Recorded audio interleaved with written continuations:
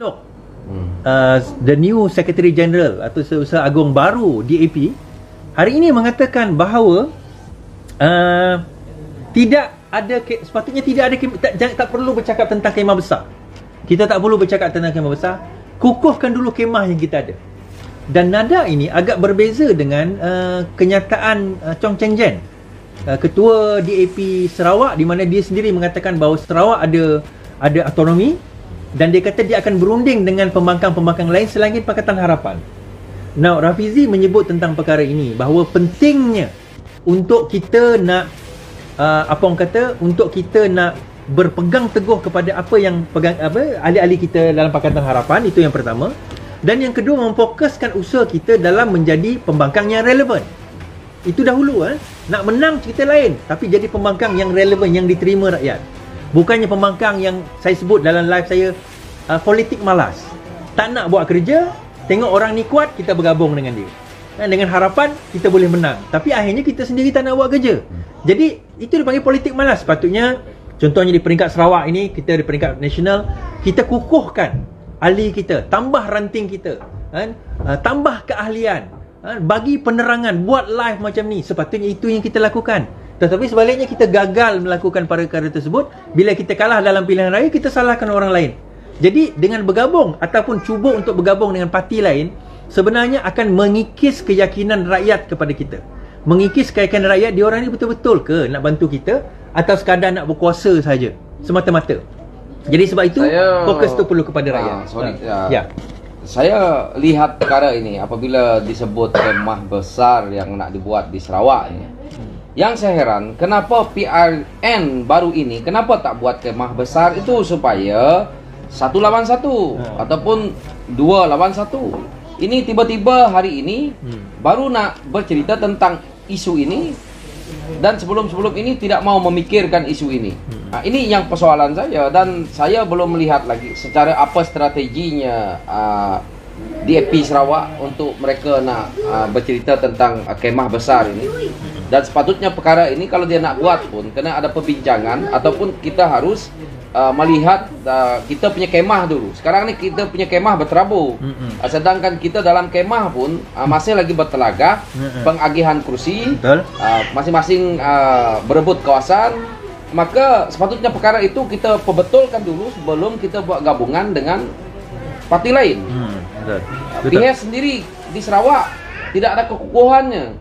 Jadi saya tidaklah nak menghentamkan siapapun presiden PIHS Sarawak ni ataupun siapa yang pegang kita punya ini.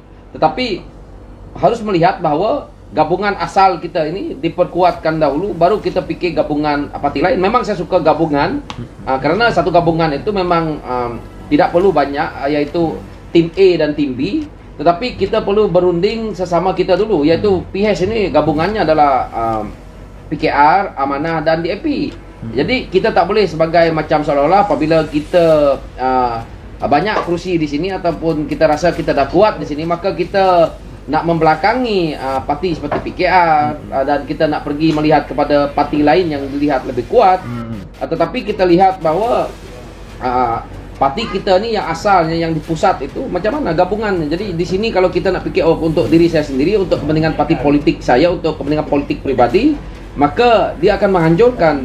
Kerana sekarang ini contoh di tempat saya lihat kestabilannya tak ada. Jadi itu pandangan saya, dan saya kembalikan lagi kepada saudara Iswati. Ya, sebab itu kita kata tadi bila disebut tempat dia dekat kawasan itulah, kawasan yang itulah Mas Gading kan.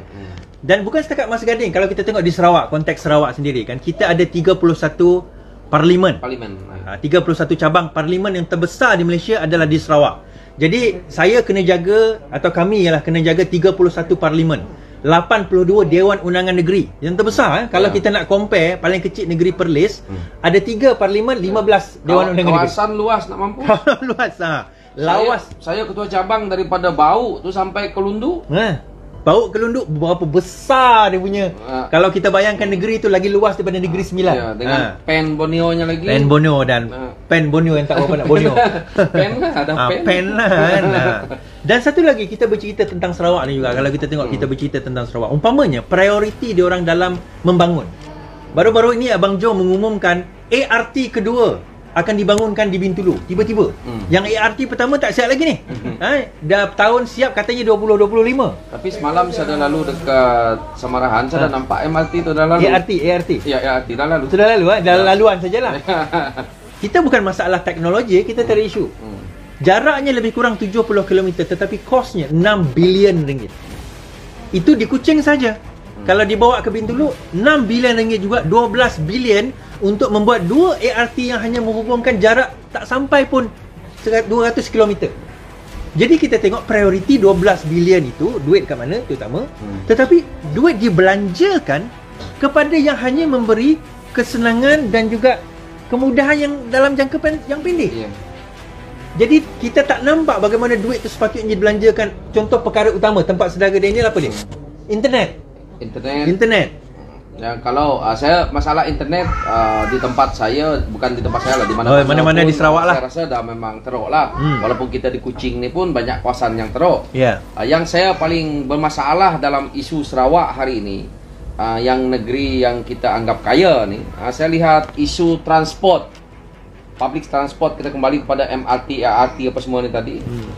Saya lihat kita tidak banyak ke arah itu, kerana hari ini kalau kita lihat orang nak bekerja apabila mungkin kerana kita dah membangun ni, tetapi kalau satu keluarga ada kereta, semua ada kereta, maka jalan akan penuh dan orang nak pergi kerja dah semua jam semua.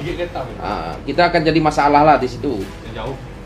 Jadi public transport tu sangat penting. Yang mana saya tadi ada tanya kawan saya yang mana yang bekerja apa semua, mereka mengatakan bahawa kalau kita tunggu bas pun bas tak tahu bila nak ni. Jadi itu sangat penting lah untuk kita nak ni. Kemudahan transport maksudnya kalau 12 bilion itu hanya untuk penduduk di sekitar situ saja.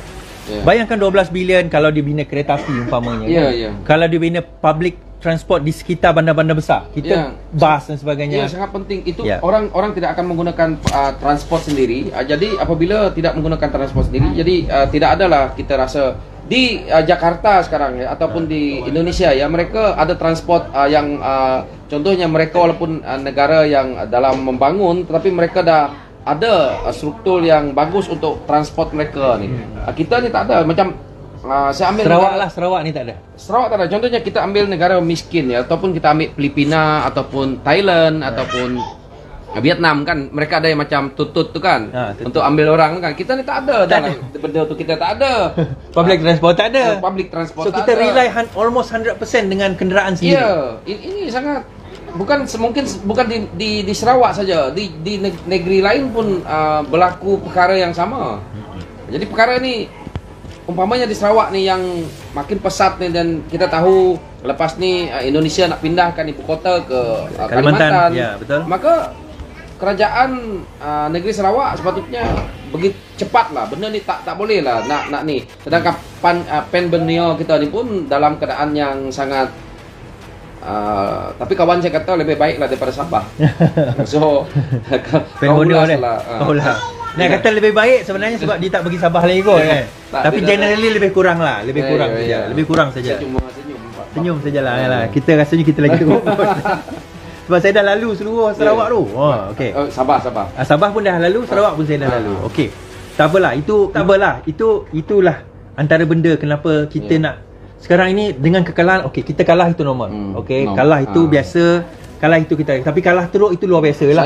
Saya di sini memang kritik lah. Saya tak kira lah kalau parti salah, saya tetap juga akan kita kalah memang sebab kita tidak buat kerja. Itu tak payah kita nak ni. Jadi mana walaupun daripada MPN ke, daripada cabang ranting nak marah, saya marah lah. Tapi hakikatnya memang tak buat kerja. Kalau buat kerja macam mana boleh menang orang mengundi 200, 300 saja. Yang mana apabila hari ni senarai daripada kita ambil senarai daripada cabang ranting, kita tengok beribu-ribu senarai, tetapi senarai apa tu? So di situ tak ada orang dekat situ, tapi ahli je beribu. Apabila pencalonan hari pemilihan tidak ada. Jadi betul, itu hakikat saya perlu terima. Dan seandainya saya pun memegang jawatan itu, saya perlu bekerja keras. Dan jika saya memang tidak mampu, saya akan tidak bertanding lagi di waktu akan datang. Saya akan bagi laluan kepada orang lain Yang untuk rasa yang membetulkan. Jangan kita mempertahankan jawatan, mempertahankan kita punya kedudukan kita itu untuk kita nak mencari sesuatu di dalam parti saja. Glamour, cari duit, umpama je lah. Ya.